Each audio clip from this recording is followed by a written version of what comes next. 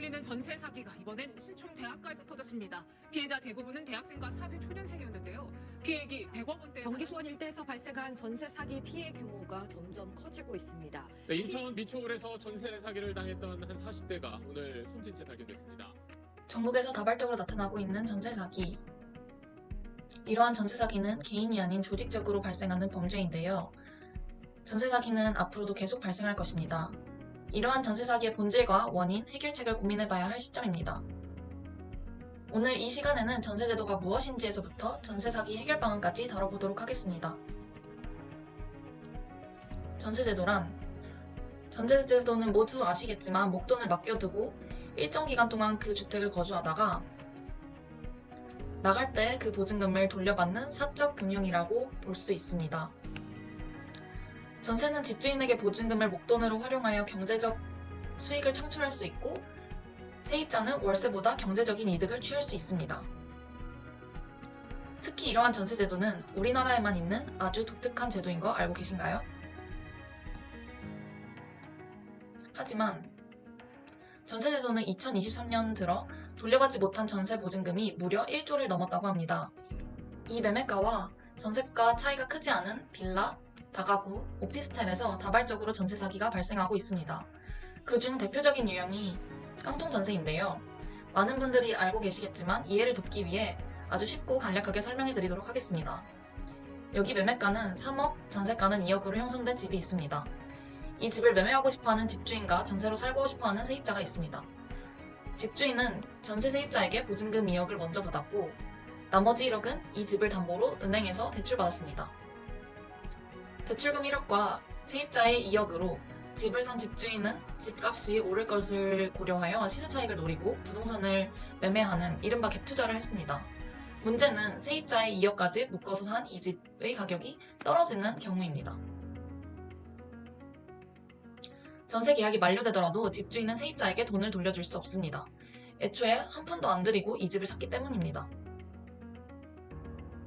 집주인은 세입자에게 줄 2억 원을 구하기 위해 새로운 임차인을 구해야 합니다. 설령 매매가가 2억 원 언저리 혹은 그 아래로 떨어지더라도 세입자는 전세가를 2억 원으로 설정할 수밖에 없게 됩니다. 만약 집주인이 끝내 돈을 구하지 못하고 파산하게 되면 이 집은 경매로 넘어가고 맙니다. 집이 경매에 낙찰되면 세입자는 돈을 돌려받을 수 있긴 합니다. 하지만 애초에 집 가격이 집주인의 보증금과 크게 차이가 나지 않을 정도로 떨어져 있고 경매에 낙찰되지 않고 유찰될 때마다 가격은 하락하게 되고 낙찰된다 해도 최종 낙찰가 중 1억은 이 집을 담보로 집주인에게 대출해준 은행이 먼저 받아가게 됩니다. 결과적으로 세입자가 돌려받을 수 있는 돈은 아주 적어지게 되는 거죠. 이러한 현상이 바로 깡통전세입니다. 그러나 이러한 깡통전세는 집주인이 의도적으로 깡통주택을 만들었다기보다 투자 실패로 판단되는 경우가 많기 때문에 세입자들은 깡통전세 피해로부터 스스로 지키기 위해 매매가와 전세가를 비교해 깡통전세는 아닌지 확인하고 근방주택의 시세를 비교해 가격이 적정한지 알아보고 등기부 등본을 통해 내가 살 집이 경매에 넘어갈 위험이 있는지 확인하는 등의 예방법을 활용하여 실제로 어느 정도 피해를 예방할 수 있었습니다. 최근에는 이러한 깡통전세의 양상이 달라졌습니다. 정말 악의를 가지고 계획적이고 의도적으로 보증금을 떼먹는 사기꾼들이 기승을 부리고 있기 때문입니다. 계획 범죄의 양상은 선순위 근저당을 조작하는 방식과 건축주, 공인중개사, 분양대행사가 공모하는 방식이 있습니다. 먼저 선순위 근저당 조작에 대해 살펴보겠습니다. 선순위 근저당권이란 경매 시 우선으로 배당받을 수 있는 앞순위에 해당된다는 뜻입니다. 그래서 전세계약 전 등기부 등본의 근저당권이 주택 매매가 이하인지 나보다 앞순위에 있는 은행으로 인해 깡통전세가 아닌지의 여부는 전세사기 예방의 핵심입니다. 집주인이 보증금을 돌려주지 않아 건축물의 경매가 실행되었을 때 내 순위까지 오지 못하고 앞에서 끝날 수 있기 때문입니다. 하지만 이것에는 허점이 있습니다. 우선 개인이 정확한 매매가와 전세가 시세를 알기 어렵다는 것입니다. 임대인은 자신의 전세금이 적정 가격인지 판단하기 어려워 깡통전세 여부를 판단하기가 어렵습니다. 특히 신축 빌라의 경우 더욱 알기 어렵고 이는 전세 사기가 빌라를 대상으로 성행하는 이유를 나타내기도 합니다. 또한 계약 직후 근저당권을 실행하는 경우입니다. 전입신고 효력은 다음날 0시부터 발생하기 때문에 전세계약 당일 집주인이 주택담보대출을 받게 된다면 계약 전 본 그 등기부 등본은 종이장에 불과하게 됩니다. 집주인은 이를 의도하고 간발의 차로 주택담보대출을 받으니 세입자는 당할 수밖에 없는 것입니다.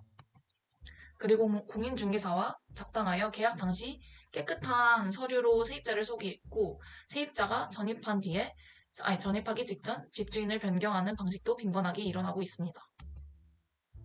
두 번째로 계획범죄의 양상은 건축주, 분양대행사, 공인중개사의 공모에 대한 내용입니다.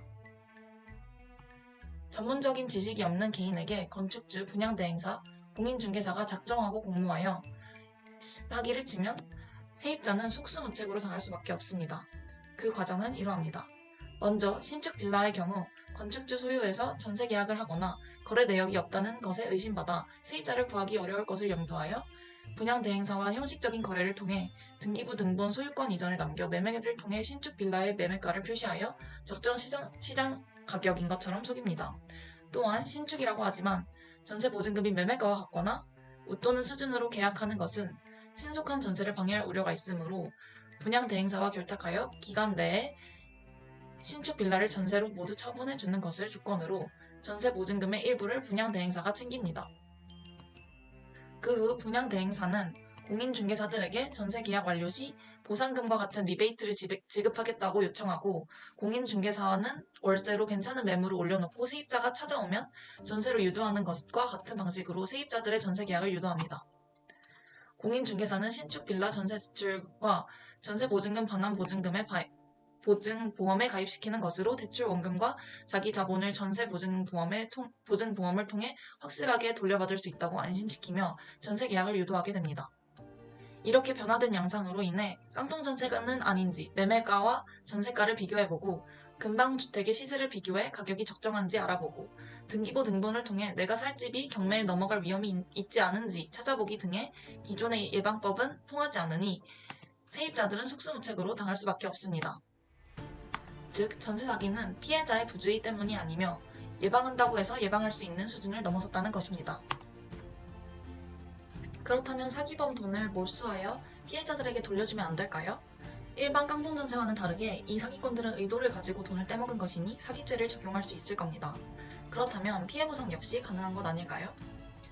간단히 생각하면 범죄자를 모조리 잡아서 그 범죄 수익을 피해자에게 돌려주면 되는 것 아닌가 싶은데 왜 이렇게 해결이 불가능할까요? 최근에 전세 사기는 여러 명이 가담해서 조직적이고 계획적으로 이루어지는 것인데 범죄단체 조직죄도 인정될 수 있는 상황이었습니다. 그래서 범죄단체 조직죄나 특정경제범죄 가중처벌법이 적용되어 이러한 경우에는 몰수 추징 규정이 있기 때문에 피해자들이 피해를 회복할 여지가 더 높다고 볼 수 있는데 하지만 그 증거를 확보하기도 어렵고 사건 처리 기간도 긴 편이고 유죄 판결이 만약에 확정된다 하더라도 전세 사기 일당들이 재산을 타인의 명의로 돌려놓거나 자신 명의 재산이 없는 경우가 많기 때문에 피해자를 온전히 구제하기 어려운 현실입니다. 그래서 나라에서는 전세 사기 피해자들을 위해 여러 피해 방지 및 보상책을 마련하고 있는데요. 먼저 전세 사기 관련 법안 현황 및 지원책에 대해 알아보겠습니다. 전세사기 피해자 보호법안 중 주요 법안으로는 주택임대차보호법과 전세사기 특별법이 있습니다. 먼저 주택임대차보호법이 뭘까요? 민간 임대차 거래 시 세입자와 임대인 양측의 권리를 보호하기 위한 법안으로 2006년 5월 1일부터 시행되는 중이며 2023년 일부 개정되었습니다. 주요 법안으로는 먼저 임차권 등기 신속화가 있습니다. 집주인이 잠적해 임차권 등기 명령 결정을 전달할 수 없어도 임차권 등기가 가능해지고 이는 대항력과 우선 변제권을 보장해줍니다. 대항력이란 임차인이 제3자에게 임차 사실 및 관련 내용을 주장할 수 있는 법률적인 힘을 말합니다. 이는 입주와 주민등록 전입을 마친 그 다음날 효력이 발생합니다. 임대인과 임차인이 주택임대 보증금 지급 후 입주 및 전입 완료했는데 임대인이 소유권을 이전하여 제3자가 나타나 임차인에게 퇴거 요구 시에도 대항력을 주장할 수 있습니다. 우선 변제권이란 임차 주택이 경공매에 넘어갈 경우 낙찰 대금에서 다른 채권자보다 우선하여 보증금을 변제받을 권리를 말합니다. 임차인이 주택의 전입신고를 마친 당일 또는 확정일자를 갖춘 경우 전입신고를 마친 다음날 0시부터 효력이 나타나게 됩니다. 우선 변제권을 통해 근저당권 설정일자보다 우선 변제권 성립 시기가 앞서는 경우 경공매 시 근저당권에 의한 채권자보다 낙찰금을 우선적으로 배당받을 수 있습니다. 네 번째로 계약갱신 청구권을 통해 임차인이 임대인에게 임대차 계약 만료일부터 2에서 6개월 동안 임대차 계약을 갱신할 것을 청구할 수 있습니다. 마지막으로 주택임대차보호법 개정 후 전세 계약 시 임대인은 임차인에게 각종 임대차 정보를 제시해야 합니다. 뿐만 아니라 임대인은 납세 증명서도 제시해야 합니다. 개정된 주택임대차보호법을 통해 임차인은 자신보다 앞선 임차인들의 보증 금액과 임대인의 체납 사실을 미리 알 수 있게 되어 전세 사기 위험을 방지할 수 있게 되었습니다. 두 번째로 전세사기 특별법입니다. 전세사기 특별법이란 무엇일까요? 전세사기 피해자들에 대한 금융 지원을 확대하고 임차인들의 주거 안정을 도모하는 법안으로서 2023년 6월 1일부터 시행 중에 있습니다. 전세사기 피해자 인정 요건으로는 전입신고를 마치고 확정일자를 갖춘 경우, 임차보증금이 3억 원 이하인 경우, 임차주택 경매 및 압류된 경우, 임대인 임차보증금 반환을 이행하지 아니할 의도가 있었다고 의심할 만한 상당한 이유가 있는 경우, 이렇게 4가지가 있는데요. 특별법의 주요 법안으로는 첫 번째, 최우선 변제금을 무이자로 대출해주고, 두 번째, 신용정보 등록을 20년간 유예해주고, 세 번째, 피해 주택이 경매에 넘어갔을 때 우선 매수권을 피해자들에게 제공하는 내용. 즉, 피해자가 거주 중인 주택이 경매로 넘어갈 경우 피해자에게 우선 매수 권한, 즉 해당 주택을 우선해서 매매할 수 있는 권한을 보장해주는 내용이 있습니다. 그리고 마지막으로 긴급복지 지원을 통해 전세 사기로 생계가 어려워진 가구를 지원해줍니다. 하지만 이러한 특별법에 대해 정작 피해자들은 강하게 반발하고 있습니다. 최우선 변제금은 또다시 빚을 내게 한다는 지적이 있고, 그리고 또한 사기 고의성을 입증하는데 이것을 입증하기가 가장 어렵다고 말합니다. 추가적으로 전세보증보험 상품을 통해 전세사기 구제 지원을 하고 있습니다. 임대인이 임차보증금을 돌려주지 않을 경우 집주인을 대신하여 보증금을 돌려주는 제도로 주택도시보증공사, 한국주택금융공사, 서울보증에서 운영 중에 있습니다. 임차보증 반환 보증 개념도를 설명해보면 임차인이 보증기관에 반환 보증 신청 시 보증기관에서 임대인이 보증금을 돌려주지 않을 경우 대신하여 돌려주고, 그리고 그 보증기관이 임대인에게 구상권을 행사하게 됩니다. 임차보증금 반환보증 제도는 보증기관에서 서민 임대차 안정화라는 목표는 달성했지만 임대인들이 보증금 반환 의무가 보증기관에 넘어가기 때문에 전세보증금 반환보증 가입은 임대인에게 의무를 면하게 한다는 점에서 지적되고 있습니다. 현재 처벌은 어느 정도로 이루어지고 있을까요? 118명에서 315억 원의 피해를 준 빌라왕은 징역 12년, 1년간 전세사기 사건 1심 판결문 분석 결과 평균 형량은 징역 5.9년입니다. 현재 전세사기는 형법상 사기죄가 적용되고 있어 10년 이하의 징역, 2천만 원 이하의 벌금을 적용시키고 있습니다. 현행법상 피해자가 여럿인 경우에는 50%까지 가중처벌되어 현행법상 사기죄의 최대 징역은 15년으로 피해자들의 고통에 비하면 처벌이 더욱 강화되어야 합니다. 솜방망이 처벌로 인해 지속적인 전세사기가 나오는 것입니다. 마지막으로 전세사기 대응 방안에 대한 정책적 제언을 말씀드리며 마무리하도록 하겠습니다. 앞서 말씀드린 달라진 전세사기 양상을 다시 한번 떠올려보면 전세사기 메커니즘 문제로 전입신고 효력이 다음날 0시부터인 점을 악용하여 계약 당일 근저당권을 실행하는 경우, 세입자가 전입하기 직전 집주인을 바꾸는 경우가 있었고, 임대인, 임차인 간의 정보 비대칭으로 건축주, 분양대행사, 공인중개사가 공모하는 경우 이렇게 나눌 수 있었는데요. 이에 따라 대안을 살펴보고 추가적인 제언을 하도록 하겠습니다. 전세사기 메커니즘 방지에 대한 제언입니다. 첫 번째, 계약 당일 근저당권을 실행할 수 있게 법정 개정이 시급합니다.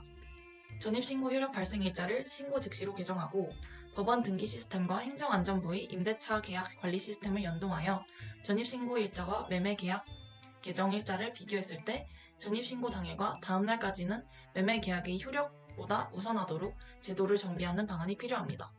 또한 세입자가 전입하기 직전 집주인을 바꾸는 경우 바뀐 임대인의 상환 능력을 고사하고 연락처조차 알 수 없는 경우가 대부분입니다. 이에 따라 임차인은 혼란에 빠지게 되는데요. 놀랍게도 현행법상 기존 임대인이 새로운 임대인에게 주택을 처분할 때 이를 전세계약 임차인에게 알려주지 않아도 불법이 아닙니다. 따라서 계약 기간 중 임대인이 변경되는 경우 공인중개사는 매매 계약 사실과 신규 임대인의 인적사항, 세금 체납 정보, 상환 능력 등을 임차인에게 사전 통보하는 의무를 부과하고 이를 어길 경우 임대인과 공인중개사를 처벌하는 강제 조항이 필요합니다. 두 번째로 임대인, 임차인 간의 정보 비대칭 완화에 관한 제언입니다. 전세 사기가 화두되어 임대인의 세금 체납 내역을 조회할 수 있도록 변경되었다고는 하지만 여전히 불완전합니다. 임대인이 계약 전 납세 증명서를 제시하도록 법안을 개정했지만 많은 공인중개사들에게 물어봤을 때 임대인이 서류를 하지 않는 경우 페널티가 없기 때문에 변화는 크게 없었다는 의견이 대부분입니다. 수천만 원의 계약금도 임차인에게 큰 금액인 만큼 계약 이전에 임대인의 세금 체납 내역을 제시하지 않으면 처벌하도록 하는 의무 규정 신설이 시급합니다. 그리고 악성 임대인 정보 공개를 실효성 있게 추진해야 합니다. 현재 악성 임대인 명단 공개 대상은 고작 10명 내외로 실효성에 대한 의문이 있습니다. 따라서 공익적 차원에서 악성 임대인 전원의 명단을 공개하는 것이 취지에 맞다고 생각합니다. 세 번째로 전세보증금 보호를 위한 금융적 정책에 대한 내용입니다. 그간 전세보증금에 대해서는 금융정책에서 예외적인 존재로 취급해왔습니다. 전세대출이 존재하긴 하지만 심사는 부실했고 임대인의 채무로 보지도 않았습니다. 거액의 보증금을 별도의 안전장치 없이 처음 보는 임대인에게 바로 이체하고 돌려받기를 기대하는 것이 일반적이었지만 이는 임대인의 선의를 그저 믿는 행위에 드러났습니다. 따라서 이제 임대인, 임차인이 아니라 전세보증금이란 무이자 대출을 이용한 채무자, 채권자 관계로 봐야 합니다. 그렇기 때문에 임대인이 대출을 할 때 DSR, 즉 총부채 원리금 상환 비율에 전세보증금을 포함하여 실질적인 상환 능력을 평가하고 임대인의 과잉 대출로 인한 보증금 미반환이 발생하지 않도록 규제해야 합니다. 세 번째로 정부에서 먼저 피해자들에게 보증금 피해에 대해서 구제를 해주고 그 다음에 그 피해자들이 갖고 있는 채권을 양도받아 그 임대인들이 건물에 대해서 강제 집행하고 그 이후 피해 금액을 청구하는 선구제 후 회수 방안을 제안합니다. 정부는 그 임대인의 재산 현황에 대해서 모든 정보를 갖고 있고 임차인들은 임대인들이 어떤 재산이 있는지 찾을 수 있는 방법이 거의 없습니다. 또한 정부에서 부동산 법률 전문가들이 있으므로 이러한 인력을 활용하여 전문가들이 나서서 그 임대인의 재산을 찾고 강제 집행하게 되면 정부에서 훨씬 더 많은 금액을 회수할 수 있습니다. 마지막으로 현재 전세 사기 평균 형량인 징역 5.9년보다 더욱 강화된 처벌로 전세 사기를 적극적으로 예방하고 처리해야 합니다. 지금까지 속수무책으로 당할 수밖에 없는 달라진 전세 사기의 양상과 왜 사기범의 돈을 몰수하여 돌려주면 안 되는지에 대한 점을 알아보고 전세 사기 관련 법안과 앞으로의 대응 방안에 대한 제언을 보셨는데요. 한국에만 존재하는 전세제도. 이 전세제도의 근본적인 구조적 문제는 개인이 해결할 수 있는 문제가 아니며 국가 차원에서 시스템을 재구성해야 하는 일입니다. 또한 사기와 투자 실패의 경계를 명확히 하고 제대로 처벌을 강화한다면 과거의 선의에 기댔던 이 전세제도는 주거 안정에 기여하는 제도가 될 수 있을 것입니다.